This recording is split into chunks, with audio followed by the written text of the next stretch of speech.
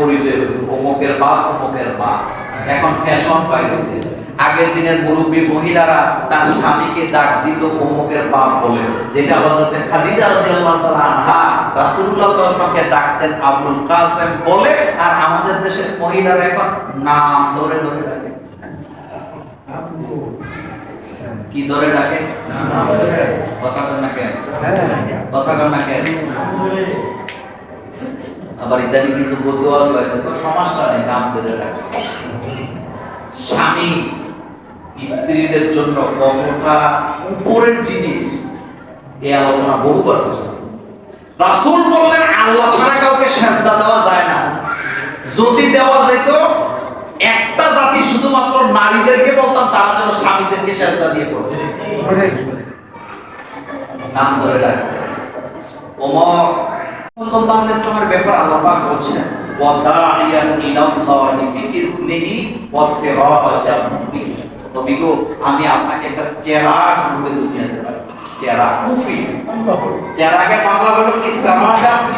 দুনিয়ার মানে কুফি, কুফি এটা সূর্যের সাথেও তুলনা আল্লাহ দেয় নাই।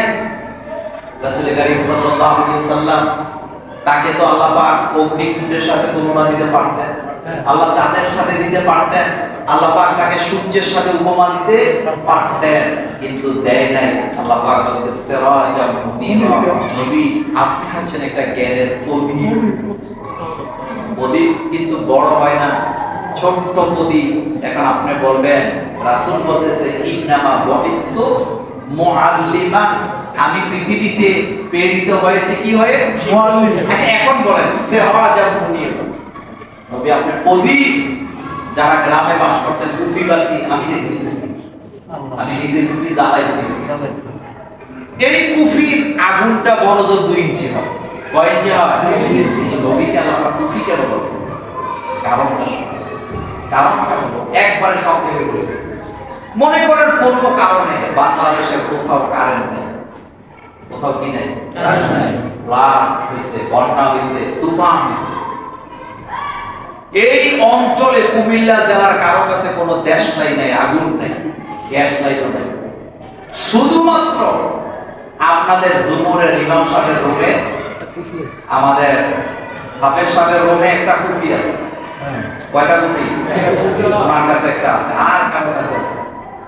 এখন সারা পৃথিবীর মানে সারা কুমিল্লার মানুষগুলা যদি নিজেদের কুফি নিয়ে আপনাদের ইমাম সাহেবের কুফি থেকে আগুন নিতে আসে, লাইনে যদি তারা, ইমাম সাহেব বোধহয় ভয় পাবে যে এত লোক আগুন নিতে আইছেন, আমারটা তো থাকবে না। সারা দুনিয়ার মানুষ নিতে পারবে তো? কিন্তু কুফির আগুন কমবে না। সূর্য যত বড় হোক, সূর্য থেকে আপনার কুফিকে আপনি জ্বালাতে পারবেন না। আমি ব্যাখ্যা দিলাম না, সময় ঘড়ির কাঁটার দৌড়ায়। শুধু এতটুকু বলবো, আল্লাহ পাক বলছেন ওয়াদাইয়ান ইলাল্লাহি বিইজনিহি ওয়াসিরাজাম মুনিরা। নবী আপনি হচ্ছেন একটা জ্ঞানের প্রদীপ। কিয়ামত পর্যন্ত জ্ঞানী, বিজ্ঞানী, শিক্ষক, প্রফেসর, আলেম, উলামা, মুহাদ্দিস, মুফাসসিররা আপনার সামনে জ্ঞান নেওয়ার জন্য দাঁড়ায় থাকবে। কিয়ামত পর্যন্ত আপনার জ্ঞান ভাটা পড়ে যাবে। আল্লাহু আকবার। রাসূলের একটা সুন্নাহ নিয়ে পৃথিবীর বিভিন্ন বিশ্ববিদ্যালয়ে এখন গবেষণা হচ্ছে। গত বছরের আগের বছর রাশিয়ার এক বিশ্ববিদ্যালয়ে 16 জন প্রফেসর ওযু নিয়ে গবেষণা করেছিলেন। কি নিয়ে? সেই গবেষণা বিশাল গবেষণা। সেখানে তারা এক জায়গায় বলেছেন পৃথিবীতে গোসল করতে যাইয়া পানি গায়ে ঢালার পরে মারা যায়, এই জাতির মধ্যে মুসলমানেরা সবচেয়ে কম। মুসলমানেরা পানি ঢালতে যায় মারা যায় না। তারা বলেছেন তার কারণ হলো একমাত্র মুসলিম ধর্মে ওযু করার আগে গোসলের আগে।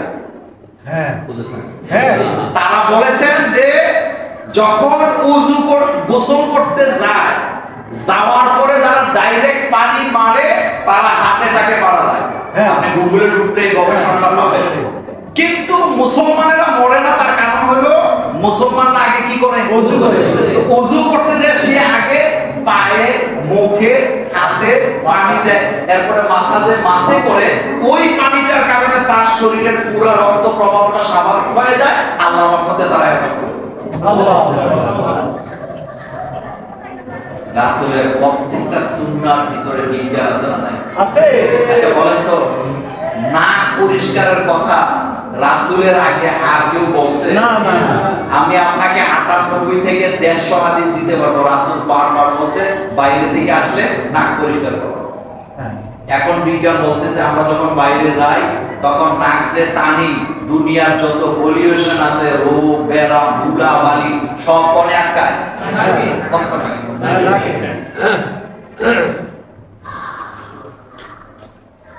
আমার ভাইয়েরা, রাসূলের চরিত্র নিয়ে কথা বলবো একটা কথা।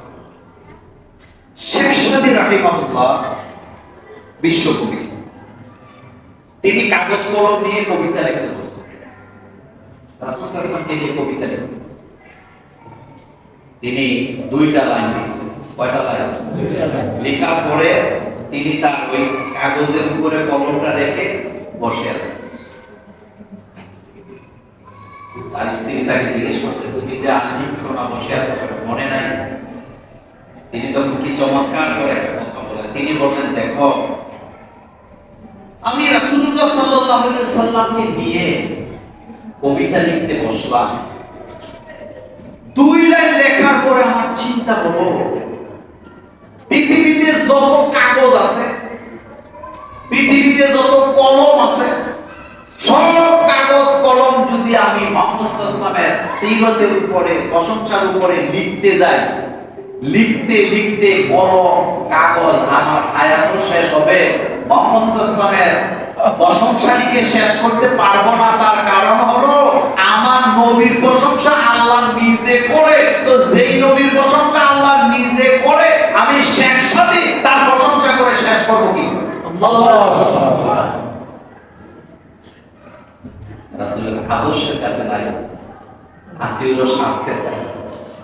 আমরা স্বার্থের কাছে কি হয়ে যায়? বিক্রি হয়ে যায়। মসজিদ কমিটির গোলাম। কমিটি যে আদর্শ লালন করে, ইমাম সাহেব কি সেই আদর্শ রাস্তায় গেছে। যদি আপনাদের আমার কলিজার ভাইরা এখন আসেন, রাসূল করিম সাল্লাল্লাহু আলাইহি ওয়াসাল্লামের নাম, বংশ, পরিচয় এটা জানা উম্মতের জন্য ফরজ। এটা উম্মতের জন্য কি? ফরজ। আচ্ছা বলেন তো, রাসূল সাল্লাল্লাহু আলাইহি ওয়াসাল্লামের নাম কি? মুহাম্মাদুর রাসূলুল্লাহ। শুধু মুহাম্মদ নয়, বলেন মুহাম্মাদুর রাসূলুল্লাহ সাল্লাল্লাহু আলাইহি ওয়াসাল্লাম। রাসূলের নামের সাথে যেন বেয়াদবি না হয়। ইদানিং কিছু শায়েখ বেরিয়েছে, হাদিস বলতে যাইয়া অথবা মিম্বরে বসে উনি রাসূল সাল্লাল্লাহু আলাইহি ওয়াসাল্লামের নামটা রাসূলুল্লাহ বলতে চায় না, কয় মুহাম্মদ ইবনে আব্দুল্লাহ। মুহাম্মদ ইবনে আব্দুল্লাহ রাসূলের নাম, এতে কোনো সন্দেহ নাই। কিন্তু আপনি যখন বয়ান করতেছেন কোরআন হাদিসে, আল্লাহ রাসূলের নাম শুধু মুহাম্মদ ইবনে আব্দুল্লাহ বললে হক আদায় হবে না। আমার নবীর নাম রাসূলুল্লাহ বলতে হবে। হুদায়বিয়া সন্ধি চুক্তিটা পড়বেন বাড়িতে যায়া।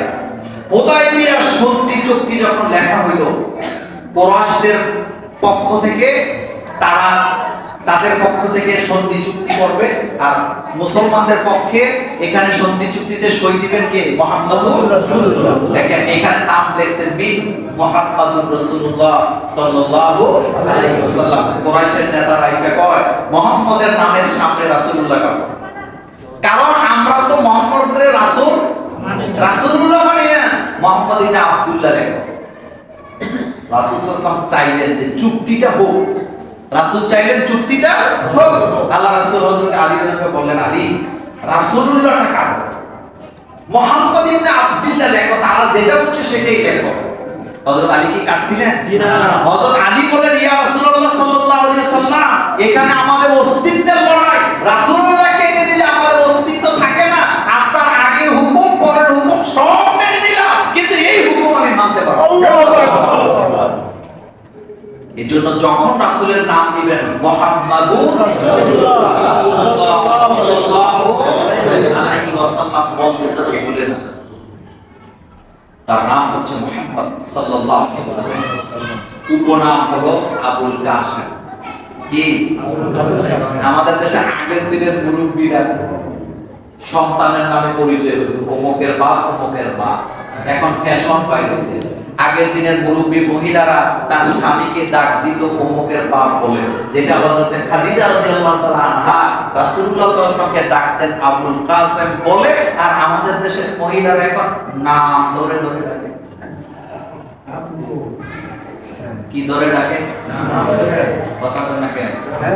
কথা বলেন না কেন? আবার ইদানি কিছু বদুয়া হয়েছে, তো সমস্যা নেই, নাম ধরে ডাকে। স্বামী স্ত্রীদের জন্য কতটা উপরের জিনিস এই আলোচনা বহুবার করছে। রাসূল বললেন আল্লাহ ছাড়া কাউকে সেজদা দেওয়া যায় না। যদি দেওয়া যেত, একটা জাতি শুধুমাত্র নারীদেরকে বলতাম তারা যেন স্বামীদেরকে সেজদা দিয়ে পড়ে। নাম ধরে ডাকে। ওমর এদিকে আসো তো।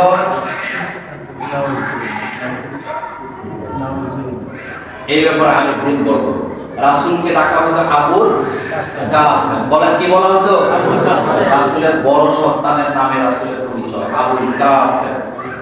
রাসূল করিম সাল্লাল্লাহু আলাইহি সাল্লামের মায়ের নাম কি বলেন তো? আমেনা। আমেনা। আমেনা বিনতে ওয়াহাব। বলেন রাসূলের মায়ের নাম কি? আমেনা বিনতে ওয়াহাব। সবাই বলেন আমেনা বিনতে ওয়াহাব। মনে থাকবে তো? রাসূলের মায়ের নাম কি? আমেনা বিনতে ওয়াহাব। রাসূলুল্লাহ সাল্লাল্লাহু আলাইহি ওয়াসাল্লাম আব্বার নাম কি? আব্দুল্লাহ। আব্দুল্লাহ ইবনে মুত্তালিব। রাসূলুল্লাহ সাল্লাল্লাহু আলাইহি ওয়াসাল্লামের দাদার নাম কি? Abdul Muttalib. হ্যাঁ? নানার নাম কি?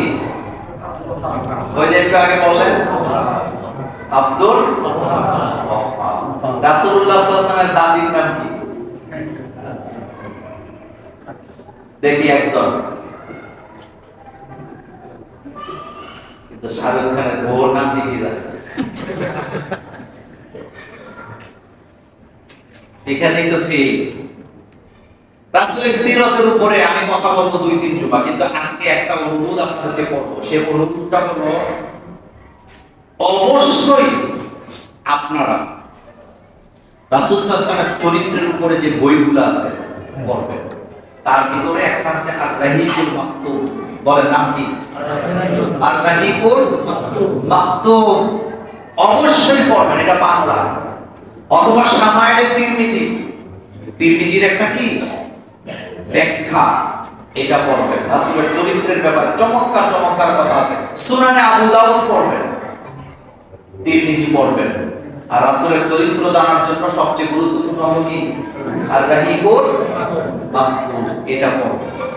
রাসূল কেমন ছিলেন, তার চরিত্র কেমন ছিলেন, তিনি কিভাবে কথা বলতেন, তার দেহের গঠন কেমন ছিল, সবগুলো আপনি সেখানে পাবেন।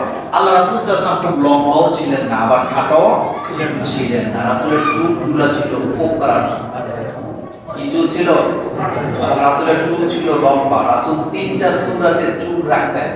লম্বা চুল দেখলে আমরা কই বান্দারি চুল। খবরদার, এটা আর বলবেন না, এটা আর বলবেন না। এটা বান্দারিদের চুল নয়, এটা মুহাম্মদ সাল্লাল্লাহু আলাইহি ওয়াসাল্লামের সুন্নাহ। আল্লাহু কে যে এটা বলছে আল্লাহই জানে। বান্দারিদের ভান্ডার সাপ এখন লুকায় আছে, এদের খুঁজে পাওয়া যায় না। বুঝেন না আপনারা? এটা এখন গর্তে ঢুকছে। আল্লাহর উপরে আস্থা এবং বিশ্বাস, এই কথায় যারা বিশ্বাস করে তাদেরকে নিষিদ্ধ করার মূল হোতা ছিলেন এই কোরআনের পাখির বিরুদ্ধে প্রথম মামলাটা সেই দিয়েছিলেন। তবে মুছে তেল দিয়ে লাভ নাই, বাঁচার কোনো নাই। আস্তে আস্তে করছো পা, কান্দা কাঁদলেও হবে না, অপেক্ষা করে। কারণ অপরাধীর শাস্তি না পাইলে আরো 100টা অপরাধের কি হয়, জন্ম নেয়। কিন্তু আমরা নিজেরা আইন কখনো হাতে তুলে নেই না। আমার বলে যাবে এটা আজকে আমাদের এই মসজিদে এমন একজন আলেম উপস্থিত হয়েছে, আমি যা আলোচনা শুনি